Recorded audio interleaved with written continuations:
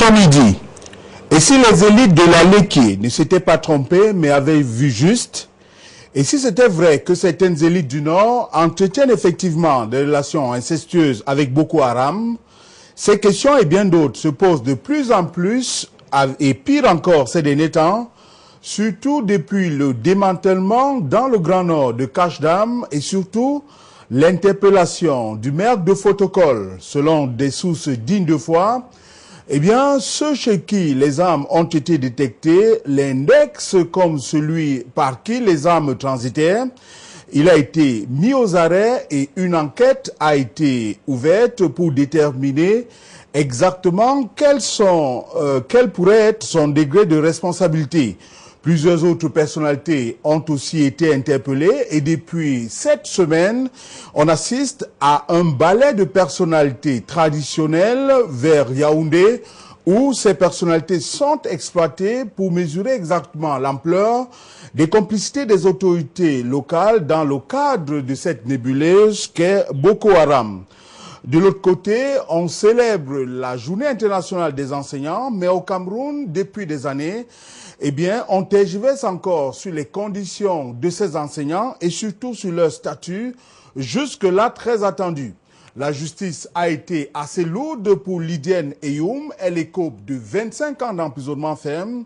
Vous le savez, elle avait été impliquée dans l'affaire dite de la privatisation de l'ex-ONCPB, mais un heureux est issu de ce procès, Polycarpe Ababa, qui a été purement et simplement lavé de tout soupçon. Eh bien, pour cette affaire-là, il n'est pas reconnu coupable, mais on le sait, il croupit encore dans les prisons camerounaises parce qu'il est mêlé à d'autres affaires, notamment celle de tentative d'évasion. Et on parle de désordre urbain. Cette semaine, un accident de la circulation a fait pas moins de 8 morts au niveau du tunnel d'Okoti.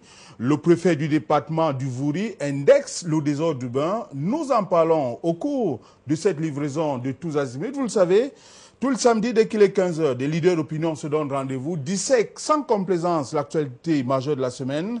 Le credo est le même, ne rien dire pour nuire, mais surtout ne rien taire pour plaire. Dans quelques instants, le break, suivi de la présentation des invités. Nous assisterons à la palabre intellectuelle entre arguments et contre-arguments, opinion et contre-opinion. Mesdames et messieurs, 1000 pardons pour cette dizaine de minutes de retard pour des raisons indépendantes de notre volonté. Bienvenue à tous.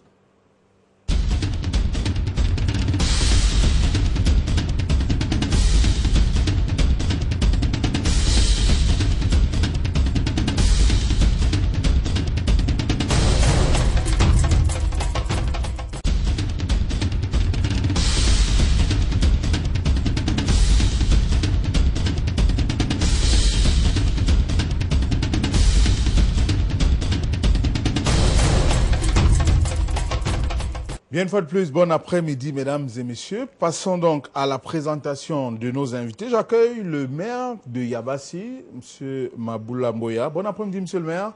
Merci d'être à tous azimuts. Merci, bon après-midi à vous Armand.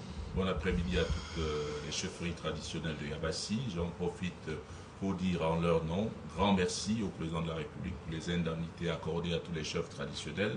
Et à dire à ceux qui n'étaient pas à cette réunion que leurs indemnités mensuelles sont désormais disponibles à la recette des finances et que merci une fois de plus parce que ces indemnités vont permettre de sortir les chefferies de l'indigence, de la précarité et 50 000 et de la clochardisation. C'est un début, il y a des arriérés qui vont suivre et je pense qu'on pourra faire mieux avec le temps. Déjà pour ce coup de pouce, on peut dire merci parce que je connais plein de chefs traditionnels qui n'avaient même plus de dignité. Mais j'imagine que 50 000 francs pour vous, monsieur le maire, c'est le carburant d'une journée ou de 2 journées. Ça leur permet déjà de pouvoir se déplacer d'un point à l'autre pour sensibiliser la communauté. C'est déjà un grand pas. Très bien. Merci, monsieur le maire. On a le sentiment que c'est votre appartenance au RDPC il n'y a pas longtemps qui vous amène à faire autant de compliments. C'est notre reconnaissance aux efforts de la République et non à l'appartenance au RDPC. Très bien. Merci, monsieur le maire. Je vais accueillir Serge Espoir Matomba. Je rappelle que vous êtes le maire du Yabassi. Serge est le premier secrétaire du PUR. Serge, bon après-midi, merci d'être là. Bon après-midi à tous les téléspectateurs de LTM Télé et je profite pour souhaiter un Barka d'Assala à toute la communauté musulmane pour la célébration de la fête de la Tabaski ce jour. Très bien, vous me donnez l'occasion justement d'adresser nos souhaits de Barka d'Assala. Bonne fête à tous les frères musulmans, à nos nombreux téléspectateurs. Dieu seul sait combien ils sont nombreux, aussi bien dans la partie septentrionale que dans la partie du Grand Sud. Recevez au nom de toute l'équipe de production nos souhaits de Barka d'Assala, premier secrétaire du PUR, les conseils municipaux, parce que je rappelle que vous êtes conseiller municipal, les conseils municipaux sont assez houleux chez vous. Oui, il faut, disons que nous avons pu tenir le tout premier après, n'est-ce pas, le vote du budget qui s'est tenu il y a moins d'un mois. Et c'est clair que ce soit véritablement houleux parce que vous savez que nous sommes dans une commune où des différents partis font partie du conseil. On a 4 partis politiques dans le conseil. Il est évident que notamment le SCF en premier, le RDPC, le PUR, c'est le MRC. Il est évident que les choses ne se passent plus comme avant, où voilà, l'exécutif, le maire et son conseil décidaient comme il voulait, pensaient ce qu'il voulait et l'appliquaient pour la population. Il est évident que dans notre commune, le RDPC soit majoritaire, mais toutefois, nous menons les débats et nous les menons à bien pour le bien de la population, pour que, n'est-ce pas, le travail soit véritablement fait au profit de cette population-là. Très bien. Merci infiniment, Serge Espoir Matomba. Je vais accueillir le 3e vice-président du MRC qui nous fait l'honneur et l'amitié de s'être déplacé de Yaoundé pour prendre part à cette émission. Maître Emmanuel Sim, avocat au barreau de Cameroun également. Maître, bon après-midi, merci d'être à Douala. C'est un plaisir renouvelé. Vous savez, je suis né dans cette ville, j'ai grandi ici.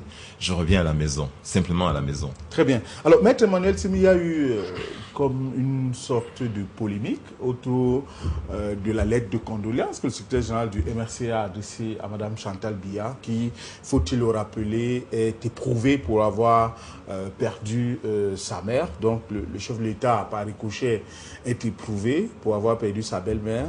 Que cette famille trouve ici nos condoléances les plus attristées. On imagine à quel point la première dame doit être touchée parce qu'on a vu des images. Je me rappelle encore de cette image à l'aéroport où la première dame tenait fortement sa mère dans les bras. Mais je dis, la polémique est née de ce que la veille du décès ou 2 jours avant du décès de la mère de la première dame, il y a eu un accident qui a fait plusieurs victimes à Ndokoti. Eh bien, il y a des hommes politiques qui se demandent au nom de quoi, pas au nom de quoi, mais pourquoi le MRC, à cette occasion, n'a pas trouvé lieu d'adresser les condoléances aux familles éprouvées, mais seulement à la première dame. Écoutez, je pensais que le MRC avait fait une motion de soutien à M. Paul Biya. Je m'en serais inquiété quand même. Mais si on fait des condoléances à une personne éprouvée et qu'il y a une polémique après derrière, je dois m'étonner. Je ne pense pas que nous sommes des Africains. Et lorsque chez nous une personne est éplorée à ce point, on lui adresse des condoléances. Vous l'avez fait il y a 1 seconde sur ce plateau. Moi, je pense qu'en réalité, la question qui est posée aujourd'hui, pour moi, pour le MRC, c'est que nous sommes très heureux de savoir que notre pays a appris le vivre ensemble, pour lequel nous nous battons tous les jours. Vous savez, cette femme qui décède est une femme qui vient du centre. Elle a épousé un homme de l'ouest. Son beau-fils est un gars du sud. Écoutez, c'est le Cameroun que nous voulons bâtir demain, où des gens sont en communion, où les gens s'aiment, où les Camerounais, d'où qu'ils viennent, sont ensemble. Moi, je pense que c'est ça la leçon qu'il faut retenir, et de dire que des polémiques qui peuvent ne pas être justifiées pour nous ne nous font pas avancer. Nous menons des combats qui valent la peine. Et pour ceux qui ne savent pas, monsieur le maire vous le dira, nous menons des combats qui valent la peine. Lorsque monsieur le maire Maboula a été élu maire à Yabassi. Le RDPC a attaqué sa liste à la Cour suprême. Écoutez, moi, je ne suis pas de son parti, mais j'ai pris sur moi à la Cour suprême de défendre la liste de l'UPF. Et j'ai gagné ce procès contre le RDPC brillamment. Et Maboula est maire à Yabassi aujourd'hui. Nous pensons que l'opposition doit aujourd'hui penser au vrai combat, penser à s'unir, à se battre ensemble, au lieu de faire des polémiques qui n'apportent rien aux personnes. Très bien, merci infiniment. Maître Sim, je le rappelle, vous êtes le 3e vice-président du MSC et avocat au barreau du Cameroun. On accueille Hervé Emmanuel comme membre titulaire nommé du comité central du RDPC. Bon après-midi, Hervé. Bonjour. Nommé et désigné, qu'est-ce que ça change? La différence, c'est que vous êtes désigné pour le Congrès, pour que le Congrès vous accepte. On peut dire aussi nommé par le président national. Non, désigné. Très bien. Merci. C'est tellement un sens juridique que je parle sous le contrôle d'un avocat. Absolument. Si vous êtes nommé, vous n'avez pas besoin de l'adoubement du Congrès. Si vous êtes désigné, c'est-à-dire que proposé au Congrès. Alors, justement, je suis parfois surpris par, je veux dire, la volonté de certains à faire savoir qu'ils ont été désignés et pas élus. Est-ce que le mandat électif n'est pas plus important que celui de la désignation? Non, les deux voies sont statutaires. Les sénateurs qui ont été désignés ne sont pas moins sénateurs que ceux qui ont été élus. Ce sont deux voies statutaires. Le sentiment que chez vous, mais la désignation est simplement la preuve que le président national le connaît personnellement. Donc ça, il ne peut pas connaître une population entière de tous les militants du RDPC. Ah, donc c'est cette reconnaissance qui est plus importante que l'élection. Non, ça veut dire, écoutez, moi, je pourrais être élu par le Congrès. J'ai la prétention de penser que tous les militants pensent tout le bien que je fais dans mon militantisme. Très bien. Mais lorsque c'est le président qui dit, écoutez, vous êtes dans ma liste, c'est comme si vous faisiez élire en même temps que lui, c'est une chose extraordinaire. Vous avez une responsabilité plus importante encore de fidélité, de soumission, d'exemplarité, parce que vous êtes sous son œil. Très bien. Merci infiniment. Eh bien, tous les invités sont là. Le décor est donc définitivement planté. Je voudrais rappeler à nos nombreux téléspectateurs, et ils le savent, pour certains que tous azimuts admet l'interactivité, faites-nous parvenir uniquement des SMS au code d'accès qui s'affiche 99 39 75 93. Précédez-le pour ceux de nos téléspectateurs qui nous écrivent de l'extérieur du pays, et c'est pas la peine d'émettre des appels car nous ne les prenons pas. Je voudrais que nous rendions hommage à ces enseignants. Chacun de nous ici est passé sous les bras d'un enseignant. Eh bien, c'est leur fête internationale ce dimanche, très exactement. Monsieur Maboula Mboya, les enseignants attendent véritablement un statut de fidéliste.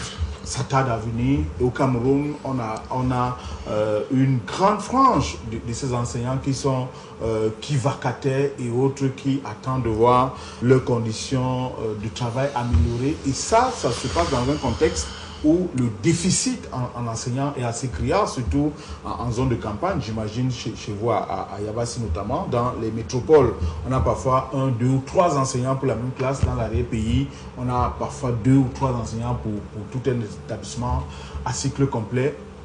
Qu'est-ce qui justifie le fait que le pouvoir ne s'apesantisse pas véritablement sur les conditions de travail des enseignants, à votre avis? Je dirais ici que les enseignants sont victimes d'un grand mépris républicains, ceux qui sont en charge de la gestion des hommes, oublient que les enseignants, de la considération dont ils sont l'objet, sont pour, à mon avis, la zone marécageuse de notre tissu socio-économique. Il faudrait prendre ces hommes avec plus de sérieux, plus de considération, dans la mesure où c'est de ce marécage que doivent fleurir le lotus et les nénuphars de demain, je veux dire ainsi l'élite nationale qui devra conduire les aspirations de notre République. Et ce traitement est indigne.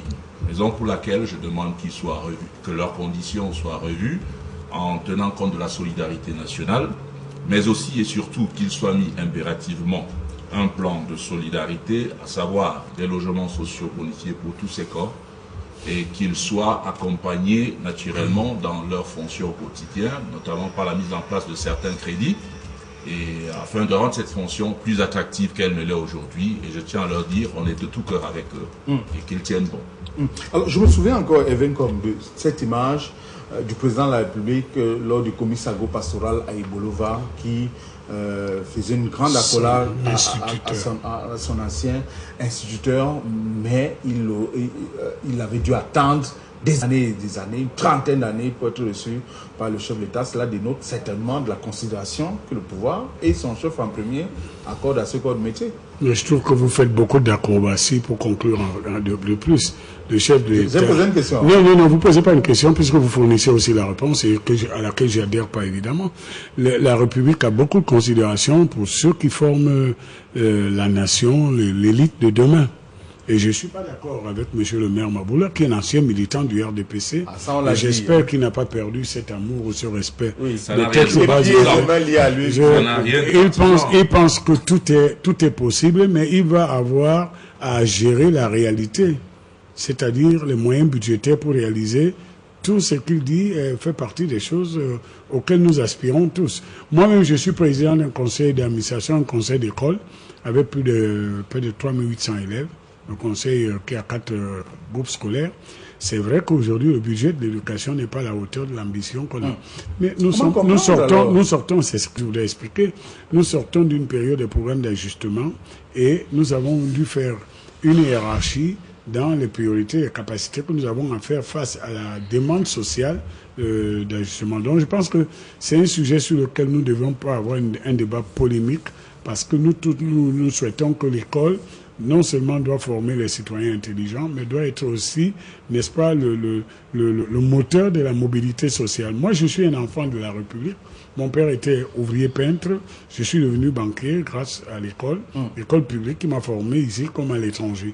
Donc, je pense que... Le pouvoir d'achat n'est peut-être pas le même, mais Evin, comme lorsqu'on prend le cas du Gabon, par exemple, le plus petit enseignant du secondaire à 600 à 700 000 francs CFA le mois au Cameroun, il tourne entre 100 150 000. Alors, comment comprendre qu'un enseignant, si vous permettez, qui est marié, qui a 4 enfants, scolarisés certainement, puisse gagner 160 000 vous êtes en train de poser une question importante sur la condition économique de ceux qui sont en charge de réaliser le projet de l'éducation et en même temps, vous faites une comparaison qui est acrobatique. Le Gabon n'a pas plus de population que le quartier Cité-Sic, là où j'habite, qui est plus peuplé que tout le Gabon. Avec ses revenus de pétrole et tout, il devait distribuer à chaque enseignant 1 million de francs, s'il voulait, par mois. D'accord ? Nous avons un problème d'arbitrage. On peut ne pas être d'accord sur les priorités qui ont été mises en avant, c'est-à-dire, et ça c'est, je suis pour ma part, en tant comme financier et banquier, je pense que le pouvoir d'achat est trop petit et qu'on devrait augmenter le pouvoir d'achat des Camerounais pour qu'ils impulsent sur les points de croissance. Mais c'est un point de vue strictement personnel.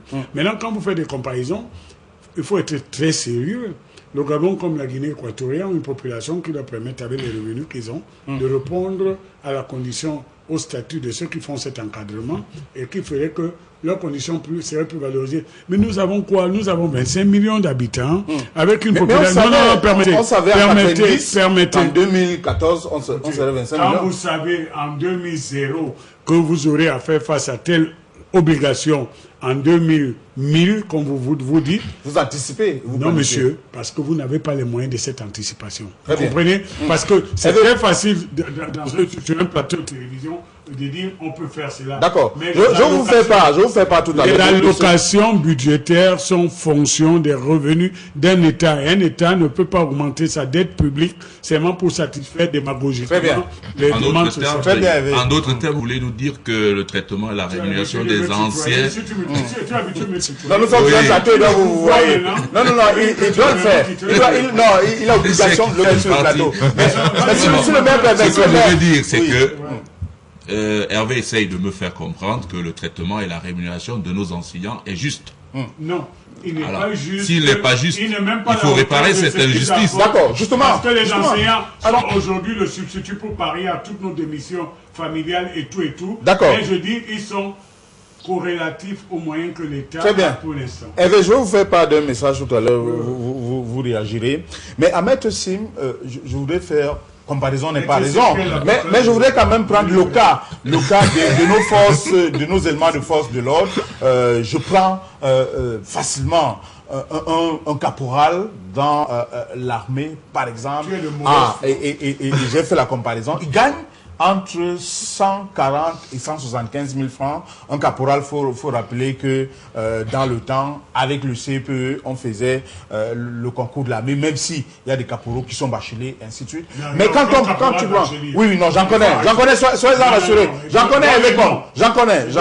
Alors, ce que je veux dire, c'est que nos éléments de force de l'ordre sont fatalement mieux lotis que les enseignants. Or, tous, d'une certaine manière, contribuent à faire développer le pays. Alors, un poids, deux mesures, selon qu'on appartient à un corps de métier qu'à un autre. Écoutez, je m'en voudrais de ne pas répondre et de rebondir sur ce que vient de dire notre excellent aîné et homonyme d'ailleurs, Hervé Emmanuel Nkom. Il dit deux choses. La première, c'est que on sort d'ajustement structurel et que l'État doit faire des priorités et nous explique que l'enseignement doit être la dernière priorité. C'est ce que je retiens. La deuxième chose. La deuxième chose qu'il dit, c'est qu'il estime que finalement, le Gabon, avec ses revenus de pétrole, peut payer les salaires de 1 million de francs. Il oublie deux choses. La première, c'est qu'effectivement, et il ne dit pas, en 90, nous on était ici dans ce pays, cher homonyme, vous n'étiez pas là.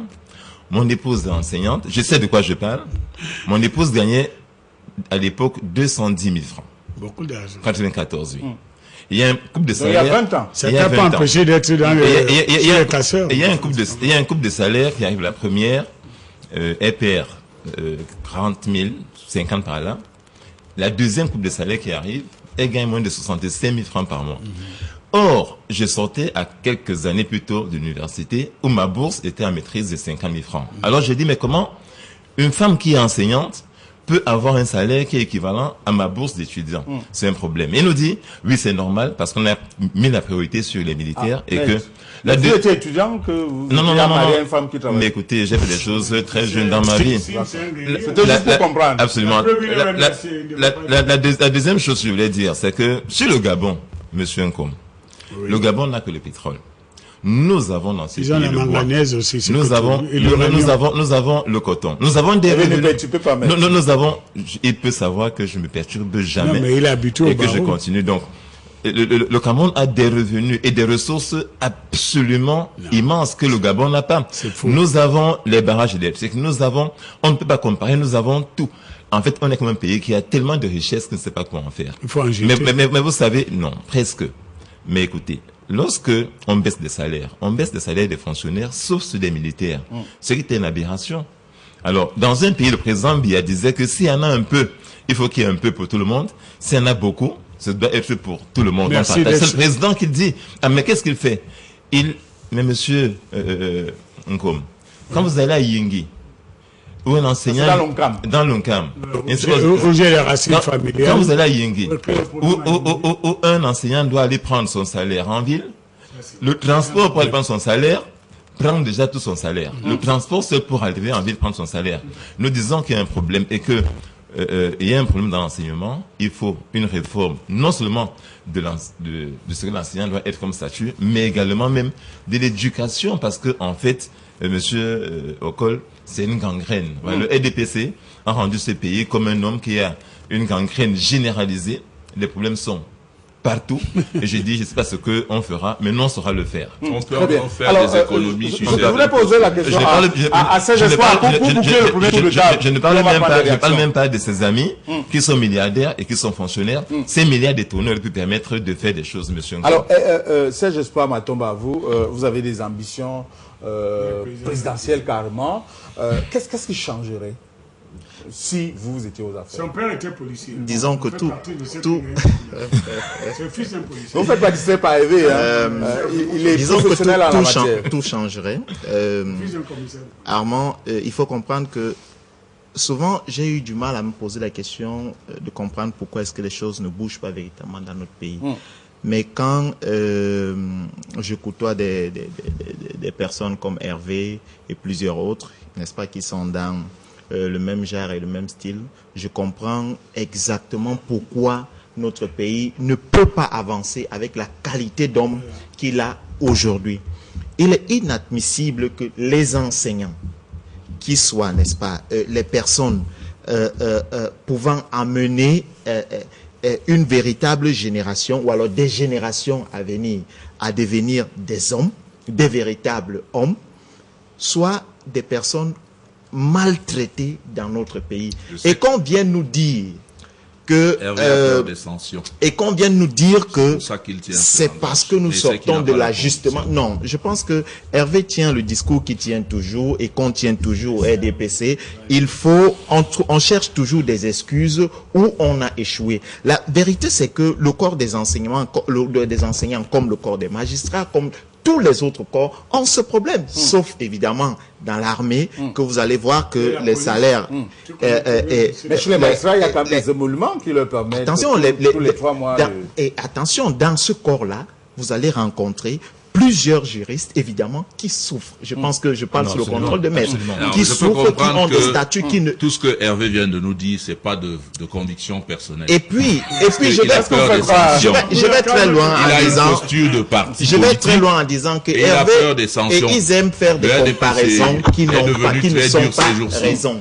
Hervé, quand il nous prend le cas du Gabon comparé à la cité-ci, attention, Hervé il sait au profond de lui que c'est une blague. Il est carrément dans ce blague. Mais là encore, il essaye de convaincre, d'amener des personnes qui croient à son opinion, n'est-ce pas, de comprendre que non, les choses ne vont pas parce que le pays, non, ce pays a les conditions, n'est-ce pas, pour non seulement nourrir ses hommes, mais pour travailler véritablement sur son développement. Si nous inspirons, nous installons dans une politique de vision, ce qu'il manque véritablement dans notre pays. Et vous allez attendre un peu. Je vais poser la question au maire concernant la contractualisation, parce que c'est un principe qui a été mis sur pied pour résorber non seulement ceux des enseignants formés afin de résoudre l'équation justement du déficit. Quand vous faites dans les municipalités, je crois savoir que vous avez une ligne carrément pour prendre en charge certains enseignants. Est-ce que la décentralisation dans les faits n'aurait pas permis peut-être d'accélérer ce processus-là? Vous savez, la décentralisation telle qu'elle est faite du point de vue des enseignements secondaires par exemple, ou même de l'enseignement de base, c'est une humiliation. La seule chose qu'on décentralise dans ce domaine, c'est le paquet de la honte, que vous appelez paquet minimum. Tu es un poète. Hein? Et sincèrement, la décentralisation en termes d'éducation nationale devrait être la prise en considération des besoins exprimés à la périphérie dans les décisions centrales, ce qui n'est pas le cas encore. On ne peut pas subir des décisions venues du centre au rabais et penser qu'elle est effective dans le tissu économique, dans le système éducatif. Moi, je pense qu'il faudrait véritablement faire la décentralisation comme elle se fait ailleurs. Ça veut dire que besoins exprimés à la périphérie, transmis au niveau central, et les décisions sont prises en conséquence. C'est pas l'inverse. Et dans ce cas, je peux dire que c'est un échec. Bon. Très bien. Hervé, réaction. D'abord, je voudrais dire une chose. La condition de l'enseignant n'est pas une condition joyeuse. Il ne faut pas qu'on déforme mes propos. Merci. On a besoin d'améliorer la condition de l'enseignant parce que l'enseignant aujourd'hui est devenu le réceptacle des démissions de la famille, de l'État, de l'administration, de beaucoup de choses. Et même voire des collectivités territoriales. Quand on a fini de le dire, il faut être réaliste pour dire qu'est-ce qu'on peut faire, est-ce qu'on est dans la bonne voie. Et je dis, moi je suis heureux que le maire Maboula, n'est-ce pas, ancien militant du RDPC, l'avait déjà dit, dans sa condition de maire, entre guillemets, il a pris un cargo politique qu'on appelle l'UPF. Il a tous les moyens. L'Union pour la fraternité et la prospérité. L'Union pour le désordre dans l'ONCAM. Donc il dit que tout est possible aujourd'hui. C'est très bien, on va le juger au résultat. Mais je dis aussi une autre chose, c'est-à-dire que tout ce que nous disons est du domaine démocratique, il faut l'accepter, on peut améliorer la condition. Mais maintenant, il faut faire une hiérarchie de la capacité de satisfaire les demandes sociales qui arrivent au centre. Quand j'ai fini de le dire, c'est pour dire quoi? Maître Sim, qui est un excellent avocat, mais qui utilise comme le président de son parti de la fumée, des fumigènes pour, n'est-ce pas, enfumer les populations. quand il dit qu'il y a tel problème, on peut faire. Mais son ami, son président de son parti a été 8 ans ministre au gouvernement. Il a fait quoi? Mais sans portefeuille, hein, il était ministre. Ah si, il avait un portefeuille, il co-gérait un portefeuille. Aujourd'hui, il est en faveur. Aujourd'hui, il dépense ce qui porte atteinte à la sûreté de l'État. On a fait le code de procédure pénale, on a fait un code civil que vous ne sortez pas. On a fait des centaines de choses, vous avez été payé on a défendu Abakassi. On ne parle pas de camp comme ça dans ces pays. C'est dans ces pays seulement qu'on parle de camp comme ça. Je te parle. Oui, bien sûr. C'est le seul cas où quelqu'un est ministre, ordonnateur des dépenses, et il est lui-même bénéficiaire en tant que prestataire. Il n'avait jamais ordonné de dépenses, je regrette. Je reviens au débat pour dire que je m'adresse à tous les enseignants de ce pays. C'est eux qui nous ont fabriqués, ceux qui ont été avant eux et aujourd'hui. Ils ont une tâche très difficile et ils ne sont pas toujours reconnus dans la valeur de ce qu'ils font. Très bien. Il faut qu'on fasse un effort vers eux, qu'on les contractualise, qu'on rende officiel un travail qui parfois a des aspects d'informel, et qu'aujourd'hui, l'école ne soit pas simplement le réceptacle de tous les échecs de la famille, de la politique sociale. Donc, quand je dis cela, c'est pour dire que oui, il y a quelque chose à faire, mais je n'ai pas dit qu'il n'y avait rien à faire. Très bien. Alors, le fait est que, Maître Sim, désormais, il y a plusieurs jeunes Camerounais qui décident d'entrer, qui à l'école normale ou ailleurs, juste pour avoir le matricule, parce qu'après, on retrouve les enseignants dans plusieurs autres corps de métier. Il fuit le corps de métier. Mais il y a un autre fait, c'est que, comparativement à la période d'antan, aujourd'hui, on trouve très